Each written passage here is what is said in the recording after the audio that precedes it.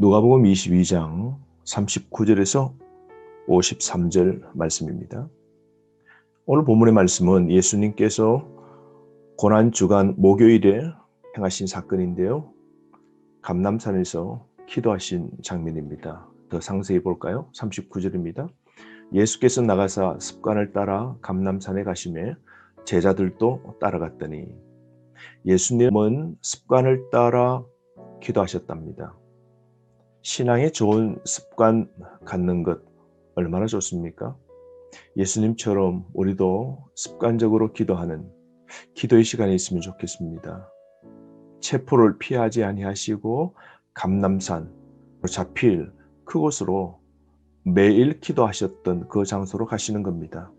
예수님은 고난주간 대부분 매일 감람산에서 기도하셨습니다. 40절 말씀, 그곳에 이르러 그들에게 이르시되 유혹에 빠지지 않게 기도하라 그럽니다. 시험에 들지 않도록 필사적으로 기도하라고 말씀하죠. 여러분, 우리도 세상 속에 오늘 또 하루를 삽니다. 우리에게 필요한 것이 무엇일까요? 기도입니다. 세상에 우리에게 수많은 유혹이 펼쳐져 있지 않습니까? 죄를 이기고 악과 싸워 이겨내는 이것은 기도의 힘으로 가능한 것이죠. 주님이 우리에게 명령하셨습니다. 유혹에 빠지지 않게 기도하라고 말이죠. 41절 말씀, 습관적으로 하나님과 홀로 기도하신 예수님이신데요. 생의 마지막 주간을 밤마다 기도하셨죠. 어떻게 기도하십니까? 그들을 떠나 돌 던질 만큼 가서 무릎을 꿇고 기도하십니다. 제자들을 두고 좀 먼 거리에 홀로 무릎을 꿇고 기도하십니다. 여러분, 유대인들의 기도의 모습은 일어서서 손을 들고 기도합니다. 예수님께서 무릎을 꿇고 기도하십니다. 간절함을 더하여 기도하는 자세이죠. 그 기도는 이렇습니다. 42절 이르시되 아버지여, 만일 아버지의 뜻이거든 이 잔을 내게서 옮기시옵소서. 그러나 내 원대로 마시옵고 아버지의 원대로 되기를 원하나이다. 아버지여 라고 물으죠. 이 고난의 잔으로 느끼는 중압감이 있습니다. 아들로 아버지께 기도합니다. 마치 어린아이가 아버지를 의존하고 부모를 신뢰하듯 아버지여 라고 기도합니다. 그러면서 예수님은 자신의 뜻 아닌 아버지의 뜻을 먼저 구합니다. 아버지 뜻대로 되어지기를 원하는 것이죠. 이 잔을 내게서 옮겨달라 그럽니다. 잔은 십자가입니다. 조금 후에 지실 그 십자가죠. 십자가가 왜 살아린 잔, 포도주 같은 고통의 잔일까요? 그것은 십자가에서 달려 죽으실 때 잠시 하나님으로부터 유기당하는 고통을 갖게 되시죠.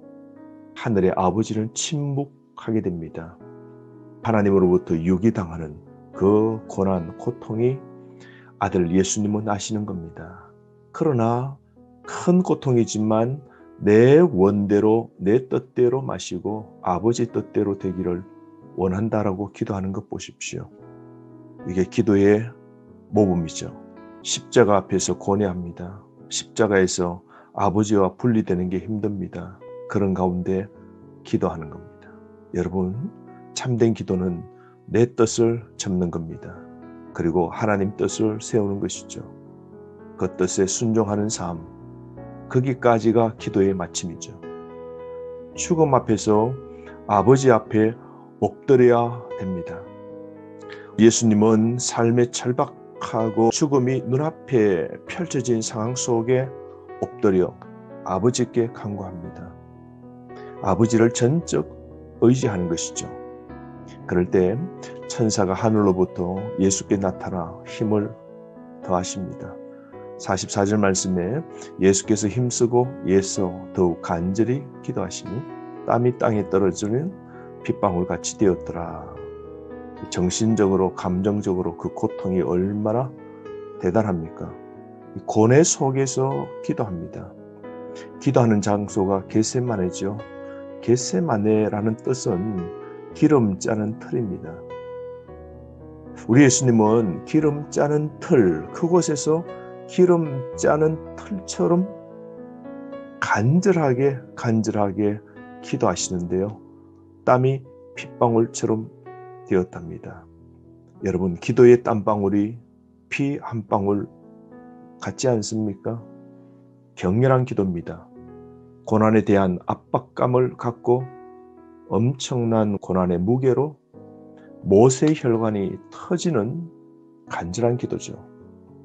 압박과 지금 이 마음은 슬프고 속은 쓰라리고 유대인들에게는, 동족들에게는 당신의 백성에게 배척당하시고 악의와 유다의 배신과 그리고 유죄 판결을 받으실 것이고 십자가에 조롱당하시고 그리고 십자가에서 죽으시는 이 한 주간에 일어날 일들을 생각하면, 내일에 일어날 이 죽음을 생각하면 그 마음이 얼마나 무겁겠습니까? 무거운 생각이 가득 찬 그 순간 예수님은 겟세마네를 선택하시고 기름 짜듯 주님께 무릎 꿇고 기도한 것입니다. 여러분, 사명과 순종은 간절한 기도로서 이루어지는 것이죠. 기도 후에 일어나 제자들에게 가서 슬픔으로 인하여 잠든 것을 보시고 46절 이르시되 어찌하여 자느냐, 시험에 들지 않게 일어나 기도하라 말씀하십니다. 제자들이 육체적으로 연약하죠. 예수님이 3번 찾아가실 때마다 제자들은 잠들어 있었던 겁니다. 이런 삶 가운데서 예수님은 막혀있고 절망이고 어려운 그 속에서 기도의 정로를 걸으신 겁니다. 오늘 우리의 삶 더욱 간절히 기도할 것 필요하지 않겠습니까? 우리의 자리에서 마음의 무릎을 꿇읍시다. 차를 운전하면서도 기도할 수 있고 산책하면서도 기도할 수 있는 것 아니겠습니까? 오늘 어떤 절박한 고난의 중압감을 갖고 사십니까? 어떤 인생에 격렬한 고뇌가 있으십니까? 여러분, 예수님처럼 간절하게, 더욱 간절하게 아버지여 라고 우리 아버지께 기도했으면 합니다. 이어서 47절부터 53절은 예수님께서 체포당하시는데요. 금요일에 일어난 사건이죠. 예수님을 배반합니다. 그건 예수님의 제자 유다입니다. 믿음을 고백한 유다 제자, 그가 배도자가 되는데요. 그는 죄인들의 우두머리가 되고 강교한 범죄를 짓게 되는 겁니다. 47절 말씀에 한 무리가 오는데 12 중에 하나인 유다라 하는 자가 그들을 앞장서 와서 48절 이 유다가 더욱 교활합니다. 예수께 입을 맞추려고 가까이 하는지라 예수께서 이르시되 유다야 내가 입맞춤으로 인자를 파느냐 하십니다. 최악의 배신자죠. 입맞춤은 사랑과 존경의 표시인데요. 유다는 배신의 입맞춤을 자기의 스승 예수님과 하는 것이죠. 그러므로 이 순간 예수님은 위선과 배신의 절정을 경험하게 되는 것입니다. 여러분, 입으로는 그리스도를 고백하지만 우리가 예수님을 위해 살고 있습니까? 그분을 위해 살지 않고 있나요? 여러분, 그리스도를 따릅시다. 끝까지 쫓아가야 됩니다. 그런데 그리스도를 따르다 다시 죄의 자리로 유다처럼 돌아가면 아니 되죠. 49절 말씀에 제자들이 주님의 뜻을 오해합니다. 그래서 예수님을 잡으러 온 그 상황 속에 제자들은 주여 우리가 칼로 치리까? 라고 말합니다. 폭력으로 응징하려고 그러죠. 그러면서 50절 말씀에 예수님께 그 뜻도 묻지 않고 바로 시행합니다. 그 중에 한 사람, 다른 성경에 보면 바로 이 사람이 베드로죠. 베드로가 대제사장의 종 말고라는 종의 귀를 쳐서 오른쪽 귀를 떨어뜨립니다. 칼로 잘라내버리는 것이죠. 그럴 때 예수님께서 이것도 참아라 하시고 그 귀를 붙여 낫게 만들어 주십니다. 오늘 육에 속한 베드로의 정성 보십시오. 몇 달간 계속해서 예수님이 가르치신 것이 무엇입니까? 그런데 제자들은 주님의 말씀을 전혀 받아들이지 못하고 있습니다. 예수님께 묻지도 않고 예수님께서 대답하실 때까지 참지도 못하고 혈기와 육체의 느낌으로 행동하는 것 보십시오.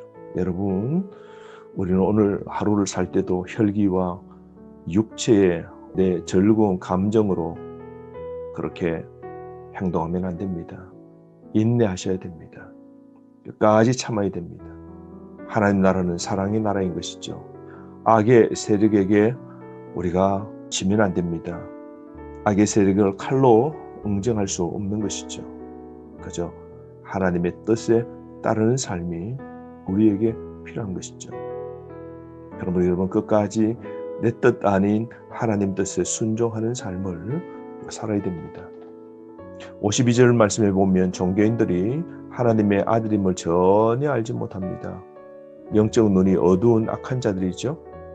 강도 행위를 일삼는 자들인데요. 바로 53절 어두움의 세력을 위해 활동하는 자들이죠. 어두움은 사탄과 평행 관계이죠.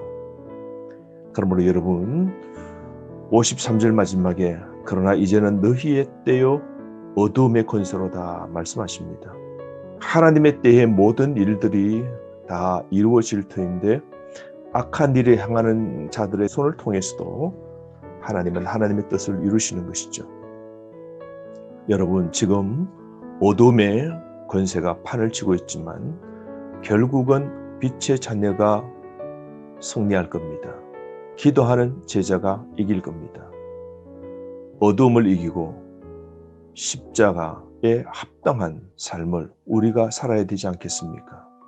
그리고 십자가를 감당할 능력을 달라고 하나님께 기도합시다. 두려움에 맞서는 용기를 하나님께 구했으면 합니다.